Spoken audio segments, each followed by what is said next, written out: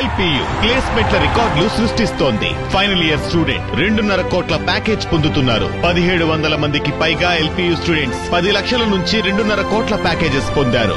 విద్యా విప్లవం ప్రారంభమైంది లవ్లీ ప్రొఫెషనల్ యూనివర్సిటీలో.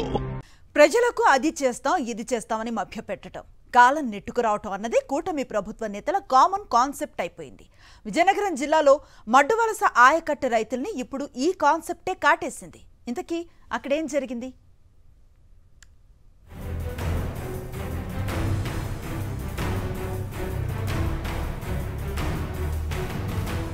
మేం వస్తున్నాం, మడ్డువలస ఆయకట్టు రైతుల పొలాలకు నీటిని విడుదల చేసేస్తున్నాం, ఏమాత్రం ఆలస్యం చేయకుండా పొలం పనులు ప్రారంభించుకోండి అంటూ భరోసా ఇచ్చిన ఆ ఎమ్మెల్యే చెప్పినట్టే వెళ్లి మడ్డువలస కుడి కాలువకు నీళ్లొదిలారు.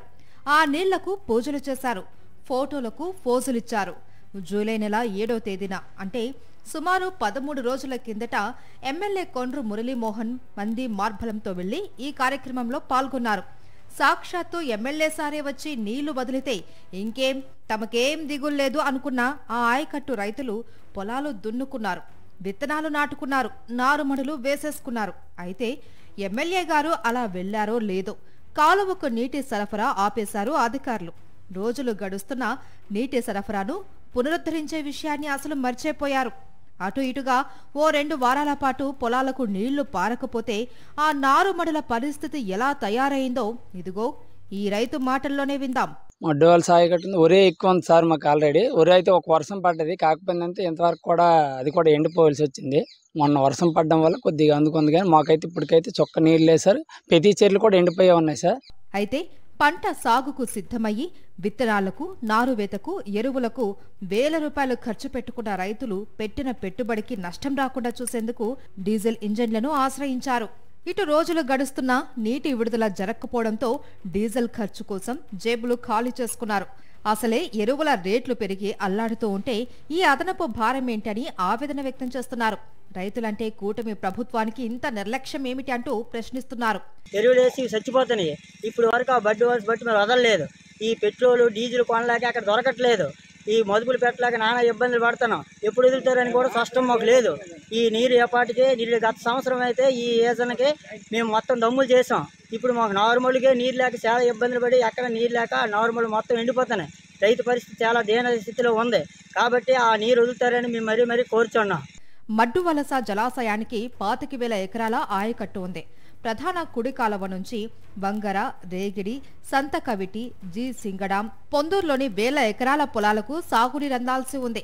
తాజాగా అధికారంలోకి వచ్చిన కూటమి ప్రభుత్వం ఆగమేఘాల మీద నీటి సంఘం ఎన్నికలు నిర్వహించింది, చైర్మన్లను నియమించింది, కేంద్రం నుంచి నిధులను సాగునీటి కాలువల రిపేర్లకు కేటాయించింది.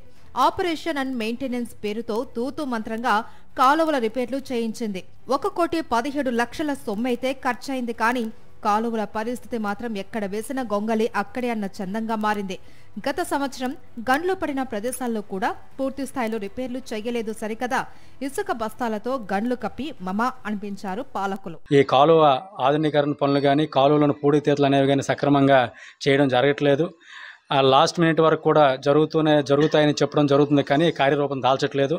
దీనివల్ల ఈ ఆయకట్టు పరిధిలో ఉండే రైతులందరూ, ముఖ్యంగా సంతకోట మండలంలో మా శివారు గ్రామాలైన సురవరం, మామిడిపల్లి, మండగరుటి, పోతురాజపేట, జీఎన్పురం అయితేనేమి, కావల వరకు అయితేనేమి, వీళ్ళందరం కూడా చాలా ఇబ్బంది పడుతూనే ఉన్నాము. రైతుల బాధని అర్థం చేసుకొని మీరు ప్రాజెక్టు పరిధిలో ఉండే అన్ని గ్రామాలకి కూడా వాటర్ అందుతుందో లేదో పర్యవేక్షించి, ఏదైనా సమస్యలు ఉంటే మా రైతుల సహకారం అయితేనేమి, పెద్దల సహకారం తీసుకొని ఈ రైతుకి ఈ వాటర్ సమస్య లేకుండా క్లియర్ కట్ గా చేస్తారని మేము ఆశాభావం వ్యక్తం చేస్తున్నామండి. మడ్డువలస కుడి కాలువ ఆయకట్టు రైతులు ఎదుర్కొంటున్న ఈ సమస్యను సాక్షి టీవీ ఇరిగేషన్ అధికారుల దృష్టికి తీసుకెళ్లింది. నీటి ప్రవాహాన్ని పెంచడం ద్వారా చివరి ఆయకట్టు రైతులకు న్యాయం చేస్తామంటూ వారు చెప్పుకొచ్చారు. మరి నీటి ప్రవాహం ఎప్పుడు పెంచుతారన్నదే తేలాల్సి ఉంది.